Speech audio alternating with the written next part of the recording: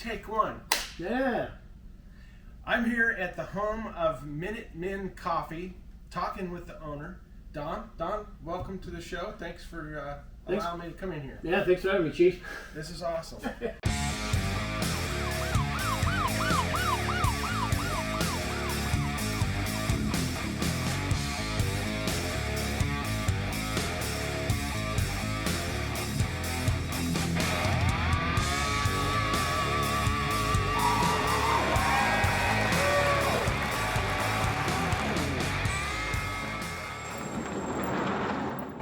Quiet on the set. It's go time. Okay, so I've been drinking Minutemen Coffee for quite a while now. Yeah, been a couple years. Yeah, and it's the best coffee that I have ever had. In fact, you know, I quit drinking regular coffee. I remember that. Years ago. Mm-hmm. And then have a conversation with you, met with you. Mm-hmm. You talked to me about your coffee, and thanks to you, I'm now back drinking just regular drip black coffee. Best news I've heard all day. It is great. It's absolutely fantastic. So, for the people watching, can you tell them how Minutemen Coffee got started? I mean, what's your history with that, and why a coffee company? So, I guess to start out, as you know, we used to own a trucking company. Over the years, I've done a lot of things that last 10 to 12 years, and I've always wanted to be involved with coffee in one way or another. It actually started out as a prepper skill. I had stored up some green coffee in my stores, and woke up one day realizing I didn't know how to roast it. And so about 2.5, 3, actually been almost 4 years now, I started researching and started looking at the different nuances of roasting. Started out like a lot of people on YouTube, and I actually, the first time I roasted was on a small popcorn machine on my front patio. And my wife of now 25 years never drank coffee, and came out one afternoon and went, "What are you doing?" And I explained to her, and next thing you know, I was just mixing different types of beans that I had, and came up with the Victory Roast, and it then morphed into Don't Tread on Me. And yeah, it's been a unique journey. So went out and became a bean grader, certified bean grader. And then went to a couple different roasting schools, partnered up with a local roaster here in the Yakima Valley, and one thing led to another, and the whole dumpster fire of 2021 is when it really made the decision to flip that switch. And I never even told my wife that I was doing it. In fact, she found out that Minutemen Coffee was born the day everybody else did. And so when she came home that afternoon and went, "What the hell's Minutemen Coffee?" Ta-da! You know, and so that's what really launched it. But you know, it's just humble beginnings. 12 by 20 shed on my property, and then you know, I reached out to a good friend of ours, Glenn Tate, author of the 299 Days series, who I've been a good friend of his for a long time, and let him know what I wanted to do, and the rest is history. I mean, we just flipped the switch and just took off. That's amazing. Started from nothing. Yeah. In your garage. So, a bean grader. Yes. Tell us a little bit about a bean grader, because I know that, you know, you could go to a coffee warehouse. Mm-hmm. You could buy beans, sweep them up off the floor from broken bags, right, and end up with coffee. Technically, eventually, right? That's Starbucks. But you know, for me, as far as to answer your question on the bean grading, so there's a specific way that we look at the quality of the coffee in its green state. So we look at the size, we look at the consistency of that size, we look at the weight, water retention, or moisture content. We look at, and each coffee is going to be different. So when we look at coffee, we're looking at it from what region is it coming from, whether it's Colombian or Indonesian, which is our Sumatran, Costa Rican, Nicaraguan. All of our different rows, our different coffees obviously come from all over the globe. And so each plant on each acreage, on each hectare, is all going to be different. And so when they bring those beans together and they're drying them, depending on how they wash it, there's so many different things that go into it. What I'm able to do with my importer is make sure that, one, we know that all of our crops are within that last harvest period. So coffee is usually harvested twice a year, and so we want to make sure that our beans are coming in directly from harvest. And we've been pretty lucky so far. So, but being able to grade those beans, we're constantly cupping, we're constantly trying, making sure that the roasts are consistent, and just so that it's a good smooth cup, regardless of what roast you have. And that's what we have right here behind us, right? Yeah, we've got this is our, looks like we've got our Guatemalan here. It's just one of the pallets, and we've got our Swiss water Colombian and Peruvian that we mix for our liberal tiers. Nicaraguan, which is a single farm, single origin, directly from the farmer out of Nicaragua. A good friend of ours, he and his wife moved to Nicaragua 2 years ago, and their neighbors just happened to be coffee farmers, and so it worked out really well there. And I have the same importer. We just a lot of coordination and bringing it in. Mm-hmm. Mm-hmm. And so you get the raw beans. Yep. And you blend them, you roast them separately first, and then it's blended, or how does that work? No, we actually blend our beans green. And the reason why is because we use the old traditional drum roaster. Right now we've got a 15 kilo setup. We have a 60 kilo that's sitting on pallets. We're just waiting on the right time to get it put together. But that'll allow us to do 5,000 pounds a day.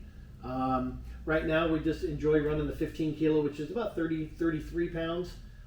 We do that, and we run 3 or 4 days a week on that with the roaster. But we do blend them green, and my belief on that, and I've tried it both directions, is that by roasting the green coffee together as a blend green, that allows the flavor profiles or the roasting profiles to blend as it's roasted, instead of coming together and having to get a cement mixer or however those guys do it with the big mixing bins, to be able to do it that way. I just rather roast it green together. Yeah, so the flavors can blend during the roasting process. Yes, so it gives it a different nuance. It gives it different profiles, is what we like to call it. Each coffee from each region is going to be different because of elevation, water, purity, your soil conditions. All of that plays a factor in the ultimate end of the coffee. So by roasting it green and blending it green, we're able to develop the better flavors that way. That's my opinion. Mm-hmm. I don't know. Don't tread on me. And Trader Joe seems to be moving pretty quick. So. Seems to be pretty popular. Yeah, it's pretty popular. Yeah. Been very fortunate. And you have how many different products? We have, coffee? I think right now we have 9. We have 9 roasts. We are working, we just finished up. Our coffee club members got the first 300 pounds of our new blend. We actually took the Nicaraguan and our new Costa Rican, and we've blended that into a little more than a medium roast. Fantastic. And so I'm not going to announce the name of it yet. It'll be coming out for this holiday, but I think we dialed it in. It took us about 6 months. Excellent. Yeah, so each new roast takes a good 3 to 6 months to develop, because we're constantly roasting. We have a small 2-pound roaster. Mm-hmm. But it takes a while to develop, because we want to make sure the beans are resting, they're degassed. What's the grind type? How are we going to prepare it? Whether it's a drip or pour over or espresso, there's a lot that goes into developing a roast. And so yeah, we're hoping to have that launched for the holidays. So much more than I ever thought would be into. It is amazing. Coffee. It really is. You've got some blends right here in front of us, right? Yes. These are. Yes. What do we have here? Well, I wanted to bring. Everybody knows what the Don't Tread on Me. Everybody knows Betsy Ross, which is our single origin Colombian light roast. American Patriot, which is our medium roast. We've got Come and Take It, which is our Colombian dark roast. So I took those 3, and coffee is it all comes down to time and temperature. So the longer it's roasted, the more caffeine's roasted out. So the lighter roasts are higher in caffeine per milligram. So we took the Colombian and did Betsy Ross American Patriot Come and Take It. That's all the same bean, but roasted at different times and temperatures. So with the Don't Tread on Me, that's Sumatran, that's going to be the Colombian, and then I added the Guatemalan because Victory is Sumatran and Colombian. And when I added that organic Guatemalan on the back end of it, it really smoothed it out. And that's why our coffee isn't bitter. Not only because we developed the oils in the cooling tray instead of in the drum, where you get that, what we call the star burnt or Starbucks burnt, where you get that real bitter, the acidity, the tannins like in wine. We develop our oils in the cooling tray instead of the drum. So, but the coffee that we've got, I just grabbed a couple off the shelf. Our favorite right here is American Culp. When we reached out and we started working together on this, this was to, and as you know, and I'm letting everybody else know, that this was to honor your book and to go along with Coffee and Conversation. Mm-hmm. And I don't know if a lot of the listeners understand how we got to know each other. As you know, my wife and I were in Vegas during the shooting, and so we're coming up on the 5th anniversary of Las Vegas here soon. But when you, as an unelected law enforcement officer, stood up to the village idiot, and we don't say his name here, just plain and simple. Right. He is the village idiot, and he knows that that's what I call him. Every time that he tried to pass another draconian law against our rights, that's where we stood up, and we stood together on that. Mm-hmm. And you were the first unelected law enforcement officer to stand up, not just to him, but on a national stage. And for me, that told me more about your patriotic character than anything. And so with your book and your book series, that's what we wanted to do, is to be able to honor that and to give people that option to be able to help support you in that. I know with the books, it's #1 on Amazon. You know, I love them. I still have the one that's signed from you and Ted. So this is similar to the Victory Roast. This is a Sumatran base. Mm-hmm. And we sell a lot of it. So the other one is one of the first ones I ever roasted. I Miss America. When I reached out to Glenn Tate at Prepping 2.0, Glenn and I have been good friends for a long time, and the history behind the whole concept of I Miss America, if you've ever read his book series, 299days.com, that book was written as an actual event, and it was written 10 or 12 years ago. The characters in the book, it's about a partial collapse here in Washington State, and it's written from a Washington State, the Small Business Association. And so when I reached out to Glenn, I said, I want to be able to honor the I Miss America or the 299 Days series. And one of the characters in the books who didn't want to get involved with the fight once everything started falling apart was an accountant. And what he did when they were producing Rebel Radio, which was a bootleg CD type radio, he would go out and spray paint certain sayings on the buildings all over Olympia. And one of them was I Miss America, and that was to let the people know that the new episode was coming out. Mm-hmm. And, you know, I miss America. I miss the America that we grew up in, and so this was a perfect opportunity for that. You know, I talk about that all the time. Throughout the governor's campaign and my campaign for Congress, I'm old. I was born in 1961. I grew up in the 60s and the 70s, you know, living on a farm, just kind of wild and free.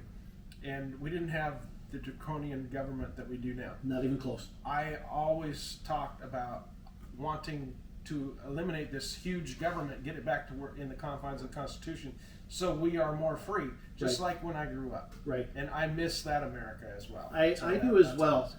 You know, and people keep asking me, am I right or left? And honestly, and you know this well enough, I'm neither. I'm agnostic. I'm sick of both wings of this bird, because it seems like they're playing the population, they're playing the public, especially here in what I call the communist state of Washington. I never imagined in my life that we would be in this situation here.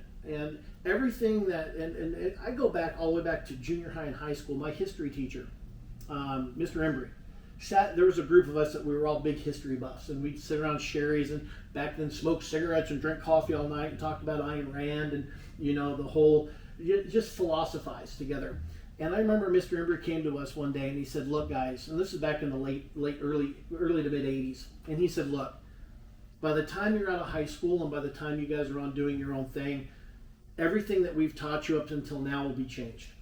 And to question everything, because the narrative is changing.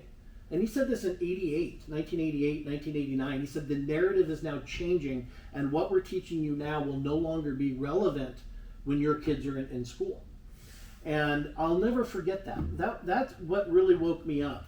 And, you know, so to going back, and, you know, if you go onto our Facebook page and you see these ads, and we've got with the Trader Joe and you know, come join the coffee revolution, there's thousands of just pure unadulterated hate out there. What bothers me the most is how far we've come from the Constitution, Mm-hmm. and how far we've fallen from what the forefathers set in place. And that hurts my heart. It truly does, because we have kids and we have grandchildren now, and what kind of world are they going to grow up in, not even knowing what rights that they've lost? And I think that's what's motivating me more than anything. Right. Yeah, that the Constitution isn't conservative, it's not liberal. It's what our country is supposed to be. It's right. It doesn't matter whether you're Democrat or Republican. Mm-mm. If the rule of law is followed, if the Constitution is followed by our elected public servants, Mm-hmm. you know, a lot of people call them public officials. We're the officials, so, We're right? the officials. We are the officials. We're the ones who put the government in place. Right. They are public servants. If they follow the rule of law, Right. then everyone's protected equally. It doesn't matter how old you are, what your education is, what your income is, your social status. None of that matters. None of it matters. Everyone's protected equally. Right. And that's not a far right idea. It's not a far left idea. That should be an American idea. It should be. Agree? It should be. And not only that, but if you think on when you go back to the Continental Congress, and when anybody and everybody that was involved within the Continental Congress, when they were putting all of the, not just the Constitution or the Declaration of Independence together, they still had a huge amount of people that were loyal to the king. And then we had a huge amount of people that were still agnostic. They just wanted to be left alone. And then you had the Sons of Liberty, and just wanting to just let's get away from the king and let's start anew. What I call now the most amazing experiment in human history was American freedom. But they were still butting heads back then. But they all agreed that when the Constitution was written and that Declaration of Independence, that it encompassed everybody. They didn't care about the color of your skin. They didn't care about your race or your religion. It was equal across all platforms. And that stood the test of time just until just a few years ago. And that's what bothers me the most, is why are we not educating our children, educating our friends, and sharing what I call the second most important document ever written. It is by far the second most important document ever written. Only the first is only the Bible. Mm-hmm. And how far we've come from that. Right. So yeah, we need to return to that. So we absolutely. I definitely miss America. Every day. Okay, we got another. Yeah. That I think we need to bring up. So this has probably caused more controversy than anything out there right now. You think that it might be the cause of some of the hate mail? All of it, or the All most of it. And I think a lot of it is that people naturally assume that I'm a Trump supporter. I have nothing but mad respect for them and for what he's done for the former president. And the fact that he endorsed you was phenomenal. I am so proud of what he did. I'm so thankful for what he did, because ultimately we're all hated because of him. We're now considered, oh, by the way, congratulations on being an extremist. Everything that I stand for and you stand for is now extreme. Or what do they call that? Hate? I don't know. I don't even listen to him anymore. Which is sad, because it's not extreme at all to want to have our country follow the founding documents. Right. But when they demonize us, just like the whole January 6th and all the other garbage they pull in, it for me, I try to ignore all of that. And so my thought is we know the coffee's amazing. We're one of the fastest growing online coffee companies in the country in the last 5 years. There's a lot of coffee online stores that have come on and they've disappeared simply because of the market, or who knows. But for me, my goal was, when we launched this Trader Joe line, it was unique. And so my graphic designer, Trader Joe, one full dose of tyranny. Everything on this bag is politically incorrect but factually accurate. And this is one thing the Facebook and the internet trolls don't seem to understand, because they don't even look at the bag. All they know is that they see Trader Joe, that I'm all automatically a Trump supporter and whatnot. I look at facts and logic. Everything on this bag is politically incorrect but factually accurate. Mm-hmm. Okay? And so if you look at it, you've got the ISIS flag, you've got what the fiasco of the 13 dead Marines as they were evacuating not too long ago. Mm-hmm. You've got the kids in cages. You've got being bought out by China, the shots, the anti-gun, the mask mandate. I mean, this came out in the middle of the whole pandemic. Even the ice cream cones on Even the the side. ice cream cones on the side, because we know how much he loves ice cream. Mm-hmm. But I think the most important part, and my graphic designer was amazing when she put this together. She put Joseph Stalin's quote on the back. It is enough that the people know that there was an election, but the people who cast the vote decide nothing. It's the people who count those votes decide everything. And I think that's profound, because all we want is voter ID, prove who you say you are, one vote per ID, make it legit.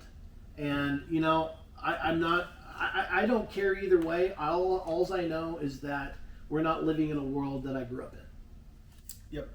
And it's, that's not just a Republican thing. A few years ago, there's multiple highly visible Democrat politicians that were saying the same thing. Mm-hmm. That they don't trust voting machines, that we need to go back to in-person, that the elections are rigged. So it's not a Republican or Democrat thing. It should be an American thing. For everyone should be concerned, make sure that their vote is counted and legal. Right. I remember in growing up how excited I was to be able to cast my first vote when I had turned 18. And I took pride in that. In the very first election, I did vote for President Trump, because Hillary Clinton, I remember the day that he was inaugurated, and I remember sitting in the truck and I was watching it on my phone, and I remember the emotions came over me, not because of who he was as a person, but the fact that we were able to, as a country, keep her out of office. Okay? Mm-hmm. And for the record, I am not suicidal. Okay? Right. Across all platforms, I am not suicidal. I have no intentions of killing myself. I have no intentions of killing this business. But I remember getting emotional at the fact that I was thankful that our country stood up and kept her out of office. Because of being a studier of history and knowing what that family's done, nobody has that many dead friends. No one. That's where I'm going to leave that. Yeah. So, but, coffee is the one thing that brings us together. And Definitely. December 13th, 1773 is when the Sons of Liberty came together and threw the tea into the harbor, and we became a coffee drinking nation. For the liberal, or for the trolls out there, there's only one line of coffee that's grown in the continental U.S., and that's Kona. Everything else is grown all over the world. And so, yes, this is an American product. It's amazing how the ignorance is so thick out there. It's roasted and blended right here. It's roasted right here in the eastern Washington. Yep. Yes. It is. And your packages, I noticed, they're a full pound. Yes. Right? Yep. Full pound of coffee. So full pound, I know some of our competitors on the bigger scale are up to $27 for 12 ounces. We're at $19.84 a pound. So better value, better coffee. I'll put any of our coffee up against anybody in the country. Yeah, coffee that I've tried others before. Mm-hmm. Not from the grocery store, but Right. Roasters. Right. And their packages is usually 12 ounces. Yes. But yours is a full 16 ounce. Right. And I wanted to do a full pound just to bring more value and get somebody through that extra 2 or 3 weeks that they needed, their daily coffee. Excellent. And you have specials quite often. We right? do. We try to run a special every couple weeks. It really just depends. For me, it's about getting the message out there, and that's why, whether it's a special or it's not, our coffee club is phenomenal because you get access to specific things before anybody else does. Like we just shipped out quite a few hundred pounds of the new roast that we're going to be launching this fall. News and updates and things. I hate spam. I try to. We're trying to figure out what's the best way to engage with people, with not being political. Because I don't think Trader Joe's political. Those are facts.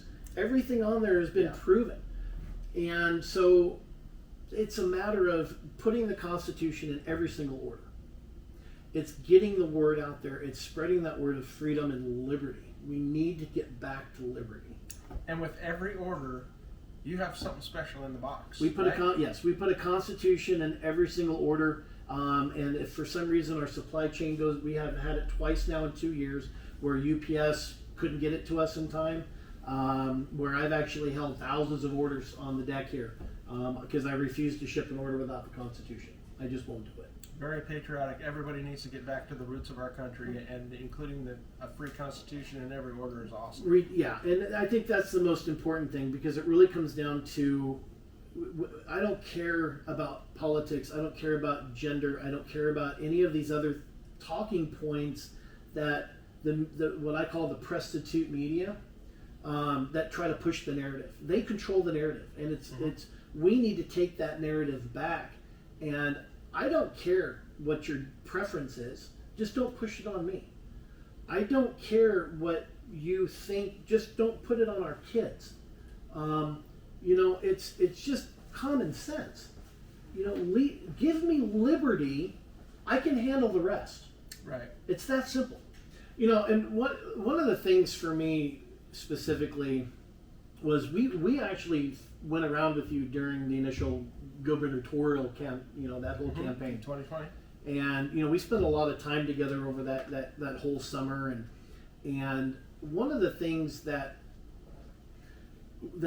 really struck home for me was how genuine you are, not just as a person but as a candidate. And I've never endorsed anybody, and because I try to stay out of that arena, but I do realize that over the course of the last 30, 40 years of this state, you had created a movement in this state that we haven't seen in 30 years. And what bothered me the most, and I'm just going to come out and say this, I remember the night that we were down in, I believe it was Tenino up at the big barn. And I remember at noon that day, or 11 a.m. that day, we were up 74% across the state. I mean, we had more King County votes than any other time in history. And then 3 minutes after 8 o'clock, they called it for the village idiot. And I couldn't understand that. And then it made perfect sense, again, because I don't follow politics. But I was so hopeful, because I remember going back with, what was her name, Christine Gregoire, and then, with Dino Rossi. And I remember that was another that was constantly battling. And I think there was a transition of, they realized they can't win on merit. And that's what's really bugging me. And I'm trying to figure out a way, without being political, is to wake people up and make them realize, well, wait a second, if it's happening in Washington, and if I remember correctly, that person is now working for this administration, it just doesn't seem right to me. And again, I don't want to be political. I want to raise the flag of, guys, society, we need to pay attention. If we're going to protect everything that we hold dear, one of the things that really bothers me is, at what point do we say enough is enough? And I'm not calling for arms or action. I'm just asking a question. As a conservative, are we going to be so conservative that we just continue to turn the other cheek? They want to destroy our businesses. They want to destroy our family way and our way of life. They do want to destroy our children. And that bothers me. And it should bother each and every one of us that has a conscience. And I don't understand why only a handful of people show up, or a handful of people actually step up. And that's what I wanted to say thank you for you doing what you did. Put a lot of hope in my heart and in my way of just looking at the whole spectrum. And I think just people need to really wake up and see what's going on.